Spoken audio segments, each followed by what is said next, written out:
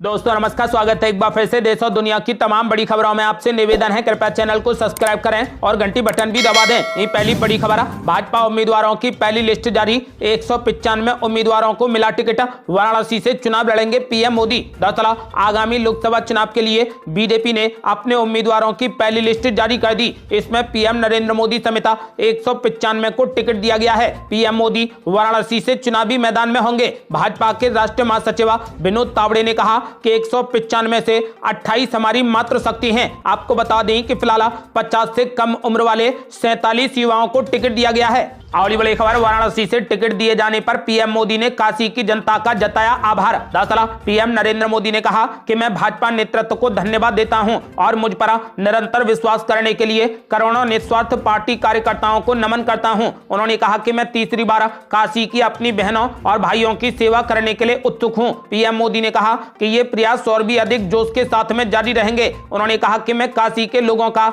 उनके आशीर्वाद के लिए विशेष आभार व्यक्त करना चाहता हूं, जो मेरे लिए बहुत महत्वपूर्ण है।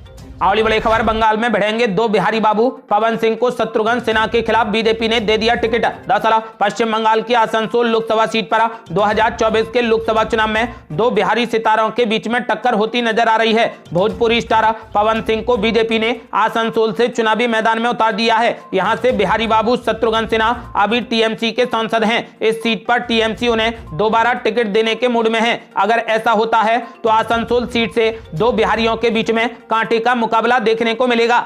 अगली बड़ी खबर, अजय मिश्रा टैनी को टिकट मिलने पर कांग्रेस पार्टी ने बीजेपी पर बोला जबरदस्त हमला। कहा जिस व्यक्ति के बेटे ने किसानों को रौंदा, बीजेपी ने उसे फिर से दे दिया टिकट। दरअसल लोकसभा चुनाव 2024 के लिए बीजेपी की पहली उम्मीदवार सूची में अजय मिश्रा टैनी का भी नाम शामिल है। इस पर कांग्रेस नेता पवन खेड़ा ने कहा कि जिस व्यक्ति के बेटे ने किसानों को रौंदा, उसकी टिकट आपने फिर से दोहरा दी है। आपके क्या मापदंड हैं? आप किस आधार पर टिकट देते हो, ये सब भी जनता को जानने का हक है।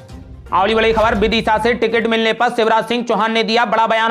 बोले एक बार फिर सेवा का सौभाग्य मिला है। दरअसल लोकसभा चुनाव 2024 के लिए विदिशा से बीजेपी के उम्मीदवार शिवराज सिंह चौहान ने कहा कि हम सभी राष्ट्रीय पुनर्निर्माण मिशन के कार्यकर्ता हैं। उन्होंने कहा कि पार्टी ने हम जैसे कार्यकर्ताओं को चुनाव लड़ाने का निर्णय लिया है। मैं केंद्र नेतृत्व का आभारी हूं। उन्होंने कहा कि एक बार फिर मुझे सेवा का सौभाग्य मिला है।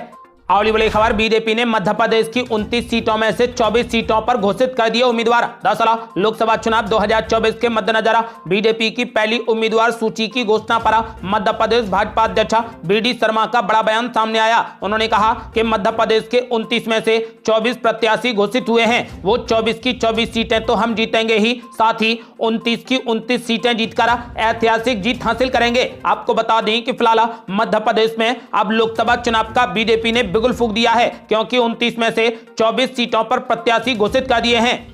अगली बड़ी खबर, दिल्ली की 7 लोकसभा सीटों में से 5 सीटों पर बीजेपी ने घोषित कर दिए उम्मीदवार। दरअसल भाजपा ने दिल्ली की 5 सीटों के लिए लोकसभा उम्मीदवारों की घोषणा कर दी है। उत्तर पूर्वी दिल्ली से मनोज तिवारी, नई दिल्ली से बांसुरी स्वराज, पश्चिमी दिल्ली से कमलजीत शेरावत, दक्षिणी दिल्ली से रामवीर सिंह बिधूड़ी और चांदनी चौक से प्रवीण खंडेलवाल चुनावी मैदान में होंगे।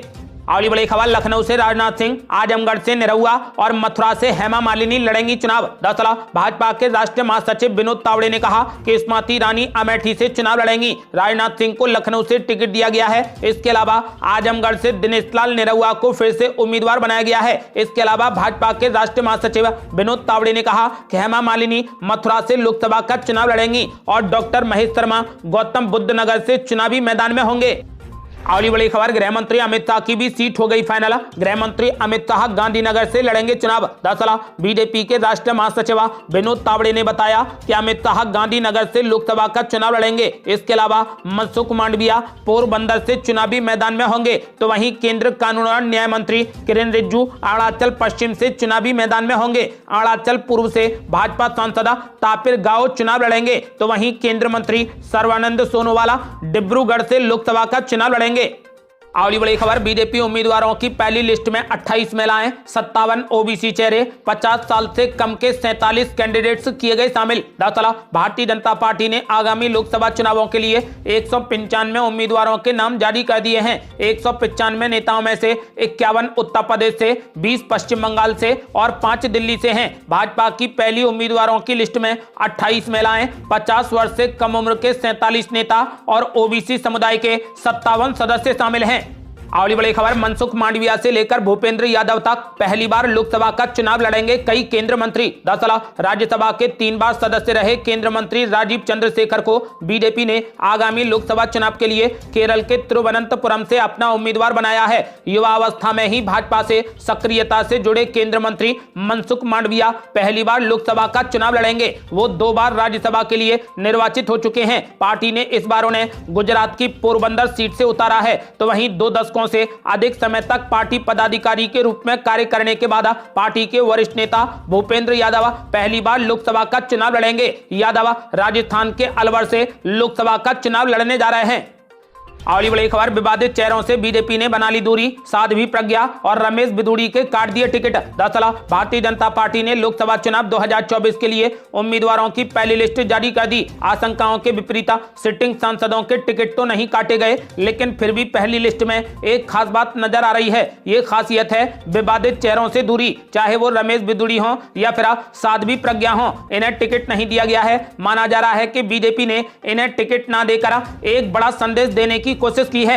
अगली बड़ी खबर, जयंत चौधरी आधिकारिक रूप से एनडीए में हो गए शामिल। गृह मंत्री अमित शाह और जेपी नड्डा से की मुलाकात। दरअसल बीजेपी के राष्ट्रीय अध्यक्ष जेपी नड्डा ने राष्ट्रीय लोकदल के एनडीए में शामिल होने के फैसले का स्वागत किया है। इससे पहले केंद्रीय गृह मंत्री अमित शाह की उपस्थिति में जयंत चौधरी ने जेपी नड्डा से मुलाकात की। तीनों के बीच में लोकसभा में सीटों के बंटवारे पर भी चर्चा हुई है। जेपी नड्डा ने कहा कि मैं जयंत चौधरी के एनडीए परिवार में शामिल होने के निर्णय का हृदय से स्वागत करता हूं। उन्होंने कहा कि जयंत चौधरी प्रधानमंत्री नरेंद्र मोदी के नेतृत्व में विकसित भारत की यात्रा और उत्तर प्रदेश के विकास में अपना महत्वपूर्ण योगदान देंगे। उन्होंने ये भी कहा कि अब की बार एनडीए 400 पार होगा। तो वहीं जयंत चौधरी ने भी कहा कि केंद्रीय गृह मंत्री अमित शाह और भाजपा के राष्ट्रीय अध्यक्ष जेपी नड्डा से मुलाकात के बाद हमने एनडीए में शामिल होने का निर्णय लिया है।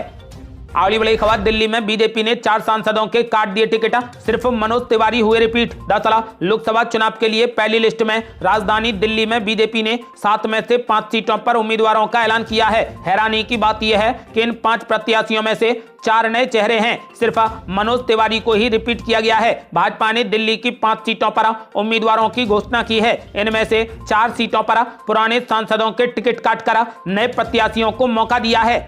अगली बड़ी खबर, आम आदमी पार्टी नेता सत्येंद्र जैन की और बड़ी मुश्किलें। तिहाड़ जेल में ठग सुकेश चंद्रशेखर से उगाही मामले की होगी सीबीआई जांच। दरअसल लोकसभा चुनाव से पहले दिल्ली के पूर्व मंत्री और आम आदमी पार्टी के नेता सत्येंद्र जैन की मुश्किलें और ज्यादा बढ़ गई हैं। दिल्ली के एलजी ने तिहाड़ जेल में बंद सत्येंद्र जैन के खिलाफ एक और केस में सीबीआई जांच की मंजूरी दे दी है। दरअसल सत्येंद्र जैन पर तिहाड़ जेल में बंद रहने के दौरान कथित तौर पर ठग सुकेश चंद्रशेखर से प्रोटेक्शन मनी के रूप में 10 करोड़ की उगाही करने का आरोप है। अगली बड़ी खबर, पटना में विपक्ष का महाजुटाना। लालू प्रसाद यादव, तेजस्वी यादव, राहुल गांधी और अखिलेश यादव एक साथ करेंगे बड़ी रैली। दरअसल लोकसभा चुनाव 2024 के मद्देनजर बिहार की राजधानी पटना में आज महागठबंधन की जन विश्वास महारैली होगी। पटना के ऐतिहासिक गांधी मैदान में इस जनसभा का आयोजन किया जा रहा है। इसमें आरजेडी, कांग्रेस, सीपीआई माले, सीपीआई और सीपीएम के प्रमुख नेता शामिल होंगे। कांग्रेस नेता राहुल गांधी, कांग्रेस अध्यक्ष मल्लिकार्जुन खड़गे, आरजेडी अध्यक्ष लालू प्रसाद यादव, सपा अध्यक्ष अखिलेश यादव, बिहार के नेता प्रतिपक्ष तेजस्वी यादव, भाकपा माले के राष्ट्रीय महासचिव दीपंकर भट्टाचार्य, माकपा के सीताराम येचुरी और भाकपा के डी राजा रैली को संबोधित करेंगे।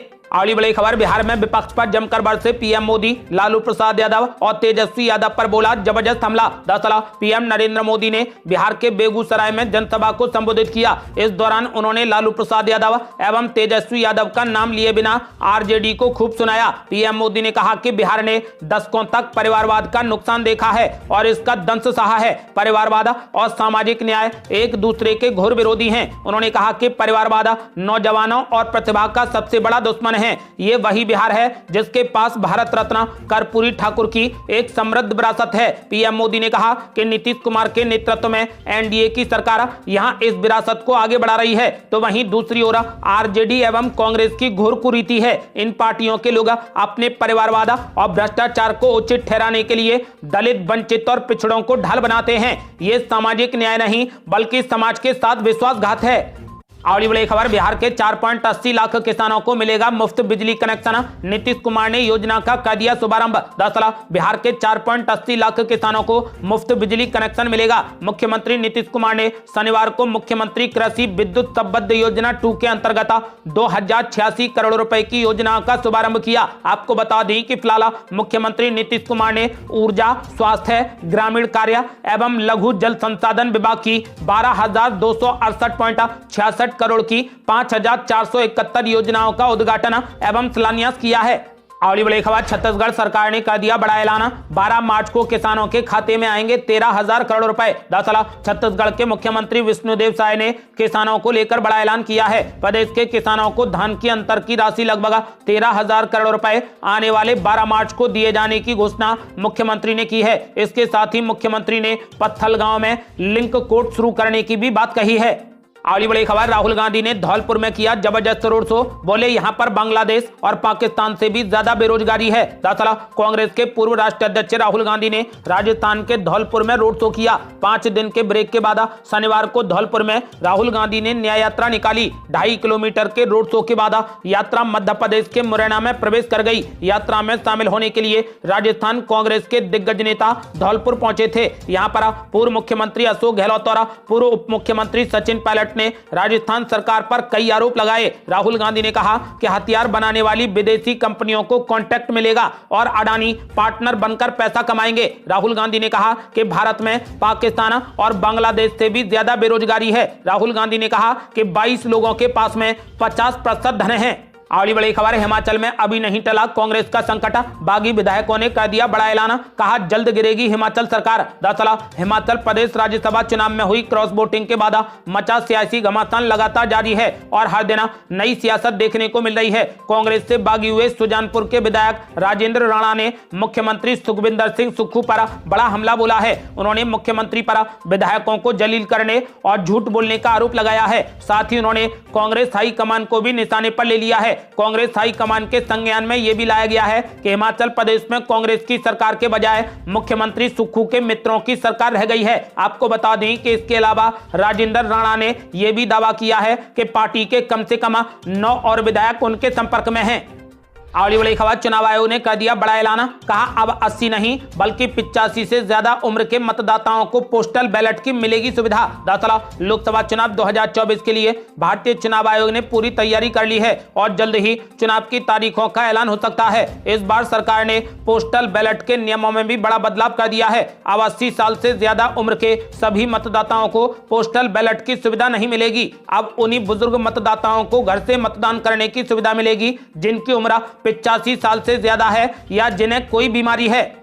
अगली बड़ी खबर, चुनाव आयोग ने लिया बड़ा फैसला, अब फर्जी और धोखाधड़ी करने वाले लोगों पर होगी तत्काल कार्रवाई। दरअसल चुनाव आयोग ने बड़ा फैसला लेते हुए कहा कि चुनाव प्रक्रिया से संबंधित फर्जी और धोखाधड़ी वाली गतिविधियों में शामिल लोगों के खिलाफ अब तत्काल कार्रवाई होगी। इस बार डाक मतपत्रों की गिनती पहले होगी, ईवीएम की आवाजाही आधिकारिक वाहनों में होगी और वाहन जीपीएस ट्रैकिंग से लैस होंगे। इसके अलावा चुनाव ड्यूटी पर तैनात मतदाता डाक मतपत्र के जरिए अपना वोट मतदाता सुविधा केंद्र पर डाल सकेंगे। तो वहीं चुनाव पर्यवेक्षकों के नाम और नंबर सार्वजनिक किए जाएं ताकि सभी तक इसकी पहुंच हो सके। तो वहीं फर्जी खबरों से निपटने के लिए जिला स्तर पर एक सोशल मीडिया प्रकोष्ठ भी बनाया जाएगा। अगली बड़ी खबर, चुनाव आयुक्त ने अफसरों को दे दिए सख्त निर्देश, कहा चुनाव में पक्षपात करने वालों से सख्ती से निपटें, डीएम और एसपी तुरंत लें एक्शन। दरअसल लोकसभा चुनाव को प्रलोभन मुक्त सुनिश्चित करने और सभी राजनीतिक दलों को समान अवसर प्रदान करने के लिए भारत निर्वाचन आयोग ने सभी जिला अधिकारियों और पुलिस अधीक्षकों से पक्षपात करने वाले अधिकारियों के खिलाफ कड़ी कार्रवाई करने के निर्देश दिए हैं। मुख्य चुनाव आयुक्त राजीव कुमार ने लखनऊ में पत्रकारों से बात करते हुए कहा कि सभी जिला चुनाव अधिकारियों को राजनीतिक दलों की ओर से दर्ज की गई शिकायत पर तुरंत कार्रवाई करने के लिए कहा गया है। अगली बड़ी खबर, पीएम मोदी के सामने बोले मुख्यमंत्री नीतीश कुमार, इस बार मैं परमानेंट आया हूं, अब कहीं जाने वाला नहीं हूं। दरअसल पीएम नरेंद्र मोदी ने शनिवार को बिहार के बेगूसराय में एक बड़ी जनसभा को संबोधित किया। यहां उनके साथ बिहार के मुख्यमंत्री नीतीश कुमार भी थे। हाल ही में महागठबंधन का साथ छोड़कर एनडीए का हिस्सा बने नीतीश कुमार ने पीएम नरेंद्र मोदी का बिहार में जोरदार स्वागत किया। इस बार एनडीए से पक्की दोस्ती का भरोसा देते हुए नीतीश कुमार ने पीएम मोदी को आश्वासन दिया है कि अब वो किसी और गठबंधन में नहीं जाएंगे। नीतीश कुमार ने पीएम मोदी से कहा कि मुझको बहुत खुशी है कि आप बिहार आए हैं और आते रहेंगे। मुझे पूरा भरोसा है कि आप 400 से ज्यादा सीटें जीतेंगे। नीतीश कुमार ने कहा कि अब मैं आपके साथ आ गया हूं, अब कहीं जाने वाला नहीं हूं। नीतीश कुमार ने कहा कि इस बार मैं परमानेंट आया हूं। अगली बड़ी खबर, पश्चिम बंगाल के बीजेपी अध्यक्ष ने ममता बनर्जी पर बोला जबरदस्त हमला, कहा पीएम मोदी से मिलकर भतीजा नहीं बचेगा। दरअसल प्रधानमंत्री नरेंद्र मोदी से ममता बनर्जी की मुलाकात पर पश्चिम बंगाल भाजपा अध्यक्ष सुकांत मजूमदार ने एक बार फिर टीएमसी सरकार और पार्टी के सांसद अभिषेक बनर्जी पर जबरदस्त हमला बोला। सुकांत मजूमदार ने संदेश खाली मामले पर भी ममता बनर्जी सरकार को घेरा। सुकांत मजूमदार ने कहा कि किसी भी राज्य के मुख्यमंत्री प्रधानमंत्री से मिल सकते हैं, लेकिन ममता बनर्जी कितना भी प्रधानमंत्री से मिल लें, लेकिन भतीजा नहीं बचेगा। ये थी अब तक की बेहद बड़ी खबरें। रोजाना की ताजा खबरों को जानने और हमसे जुड़ने के लिए चैनल को लाल बटन दबाकर सब्सक्राइब करें और घंटी बटन भी दबा दें। जल्दी मिलते हैं बड़ी अपडेट के साथ, तब तक के लिए जय हिंद, जय भारत।